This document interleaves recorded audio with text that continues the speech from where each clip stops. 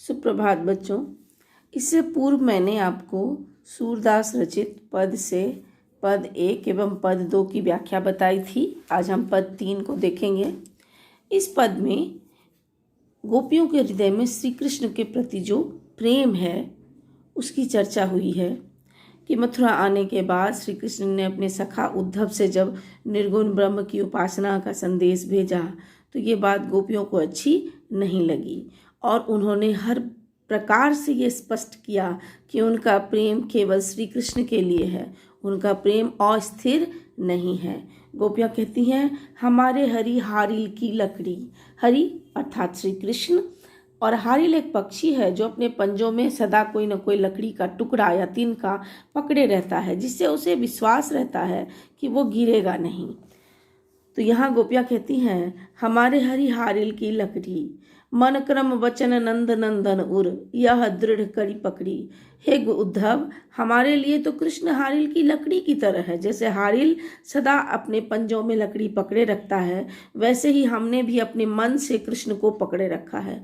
हम मन वचन और कर्म से नंद के नंदन कृष्ण की उपासना में, कृष्ण की भक्ति में लीन हैं।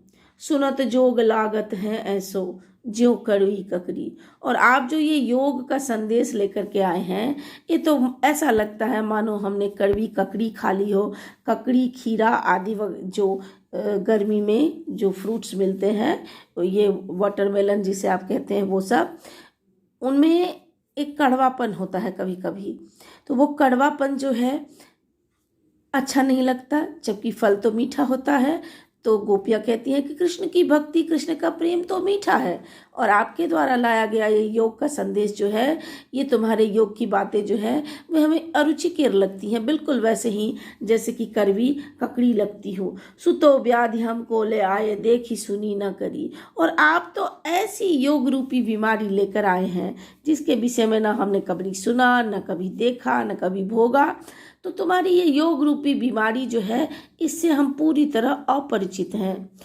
यह तो सूर तिनह लय सौंपो जिनके मन चक्री।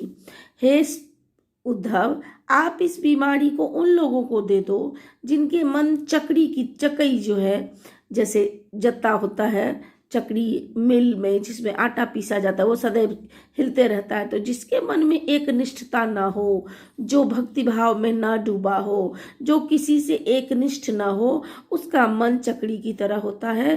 तो हे उद्धव, आप ये योग रूपी बीमारी उस व्यक्ति को सौंप दे जिसका मन स्थिर नहीं है, जिसका मन चंचल है। वही योग की बातें स्वीकार कर सकती हैं। हमारा मन तो श्री कृष्ण के प्रेम में दृढ़ है, स्थिर है। कृष्ण के प्रति जो हमारा प्रेम है वो हारिल पक्षी के समान है, हमने अपने हृदय में धारण कर रखा है। आपका ये योग रूपी ज्ञान व्यर्थ है। ये योग संबंधी बातें वही लोग स्वीकार कर सकते हैं जिनका मन अस्थिर होता है, जिनका मन पहले ही कृष्ण के प्रेम में स्थिर हो चुका हो। उनके लिए योग की कोई आवश्यकता नहीं है। धन्यवाद।